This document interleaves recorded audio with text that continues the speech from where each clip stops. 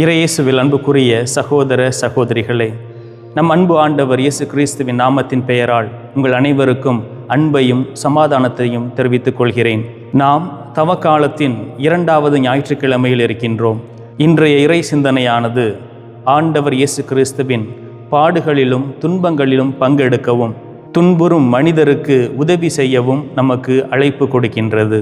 இன்றைய முதல் வாசகத்தில் நாம் ஆபிரகாமை குறித்து வாசிக்க கேட்டோம். அவர் எவ்வாறு கடவுளின் கட்டளைக்கு இணங்கி நான் காட்டும் நாட்டிற்கு செல் என்று சொன்ன உடனேயே அனைத்தையும் விட்டுவிட்டு ஆண்டவர் கூறிய வார்த்தைகளுக்காக அவர் உடனே புறப்பட்டு செல்கிறார். நமது சொந்த பந்தங்களை, உறவுகளை, நண்பர்களை விட்டு 1 நாள் 2 நாள் பிரிந்து செல்வதே சற்று கடினமான காரியமாக இருக்கும் பட்சத்தில் இவர் தன்னிடம் இருக்கக்கூடிய அனைத்து சொத்து புலன்களையும், நண்பர்களையும், உறவுகளையும் சற்றும் யோசிக்காமல் கடவுளின் பணி செய்வதற்காக உடனடியாக புறப்பட்டு செல்கிறார். உடனடியாக அவர் புறப்பட்டு சென்றாலும் அவர் சென்ற இடங்களிலே அவர் பட்ட வேதனைகளும் வலிகளும் நிச்சயமாக அது இருக்கும். ஆனால் அவை அனைத்துமே ஒரு நாள் ஆசீர்வாதமாக அவருக்கு இரட்டிப்பாக திரும்ப பெறுவார் என்ற ஒரு மனநிலையில்தான் அவர் நிச்சயமாக ஆண்டவர் கூறிய வார்த்தைக்கு இசைவு கொடுத்து புறப்பட்டிருப்பார். அவர் அவ்வாறு கடவுளுக்கு பணிந்து சென்றதினால் கடவுள் அவரை ஒரு மிக உயர்ந்த இடத்திற்கு உயர்த்தினார். உன்னுடைய பெயரை உன்னுடைய உறவுகள் மத்தியிலும் மக்கள் மத்தியிலும் சிறப்புறச் செய்வேன் என்று கூறினார்.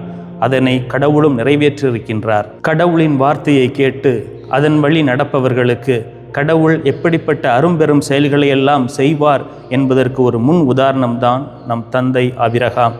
ஆக ஆபிரகாமின் வாழ்வில் நடந்ததை போன்று நமது வாழ்விலும் நடைபெற இறைவனை நோக்கி மன்றாடுவோம். கடவுளின் அந்த வேதனைகளிலும் வழிகளிலும் நாமும் பங்கெடுக்க முன்வர முயற்சிப்போம். இன்றைய 2ஆம் வாசகம் திருத்தூதர் பவுல் தீமோத்தேயுவுக்கு எழுதிய 2ஆம் திருமுகத்திலிருந்து எடுக்கப்பட்டிருக்கின்றது. கடவுளின் வல்லமைக்கேற்ப துன்பத்தில் என்னோடு பங்குகொள் என்று பவுலடியார் நமக்கு அழைப்பு விடுக்கின்றார். அவர் கூறுகையில் அவர் இயேசுவிற்காகவும் இயேசு விட்டு சென்ற பணியை தொடர்ந்து செய்வதற்காகவும் அவர் பட்ட அவமானங்கள், வேதனைகள் பல. கொரிந்தியருக்கு எழுதிய 2ஆம் திருமுகம் அதிகாரம் 11 இறை திருவசனங்கள் 23 முதல் 27 முடிய உள்ள இறை வார்த்தைகளில் பவுலடியார் தனது வேதனைகளை குறித்து குறிப்பிடும் இவ்வேளையில் அவர் எவ்வாறெல்லாம் சிறையில் அவதிப்பட்டார், வேதனைப்பட்டார், சிறையிலே அடிபட்டார், அவமானப்பட்டார், பசியால் வாடி நொந்த தருணங்கள் அனைத்தையும் நம் முன்பே சமர்ப்பித்து நாங்கள் ஆண்டவருக்காக அவ்வளவு வேதனைகள் பட்டிருக்கிறோம் என்று கூறி அதன் வழியாக நமது நம்பிக்கையை ஆழப்படுத்துமாறு நமக்கு விண்ணப்பம் வைக்கின்றார்.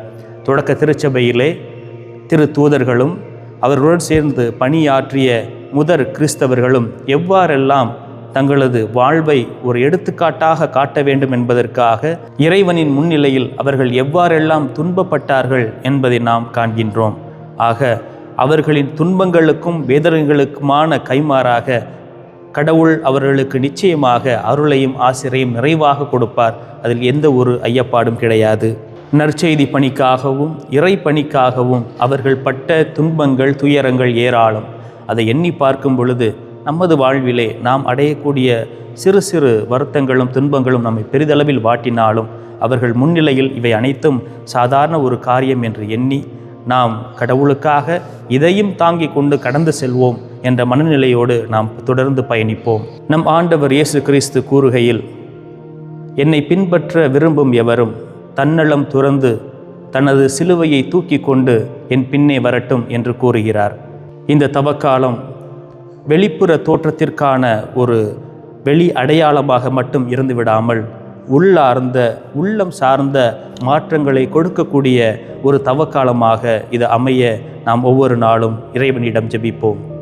நம்மில் பல பேர் நமது வாழ்வில் நமக்கு வரக்கூடிய சிறு சிறு துயரங்களையும் வருத்தங்களையும் கூட அவர்களால் தாங்கிக் கொள்ள முடியவில்லை. அவர்கள் துன்பமில்லாத வாழ்வு வாழ வேண்டும் என்று நினைக்கிறார்கள். ஆனால் அந்த துன்பமில்லாத வாழ்வு ஒன்று இருக்கிறதா என்று கேட்டால் அது கேள்விக்குரியதான். இப்படி நினைப்போர் ஒரு உண்மையை மறந்துவிட்டார்கள். உழைப்பில்லாமல் உயர்வில்லை, துன்பமின்றி இன்பமில்லை, பாடுகளின்றி விண்ணகமில்லை. அதை போன்று நமது வாழ்விலே வரக்கூடிய சிறு சிறு துன்பங்களும் நம்மை முன்னோக்கி உந்திச் செல்லக்கூடியவை என்பதை நாம் தாங்கிச் செல்ல வேண்டும். யார் தன்னுடைய வாழ்வில் துன்பத்தை தாங்கிச் செல்கிறாரோ அவர் நிலையான அமைதியையும் மகிழ்ச்சியையும் பெறுகிறார். கிறிஸ்துவின் மதிப்பீடுகளுக்காகவும் நற்செய்திகளுக்காகவும் துன்பங்களை ஏற்றுக்கொள்ளக்கூடியவரின் வாழ்வில் அவரின் அரும் பெரும் செயல்கள் தொடர்ந்து அவர்களை வழிநடத்தும். கடவுள் தரக்கூடிய ஆசீர்வாதமும் அளப்பெரியதாக இருக்கும். ஆகவே நாம் இறைவனின் பொருட்டும் நற்செய்தியின் பொருட்டும் துன்பங்களில் பங்கு பெற முன்வருவோம். இதன் வழியாக இறைவனின் அருளையும் நிறைவான ஆசீர்வாதங்களையும் பெற்று மகிழ்வோடு வாழ்வோம். ஆமீன்.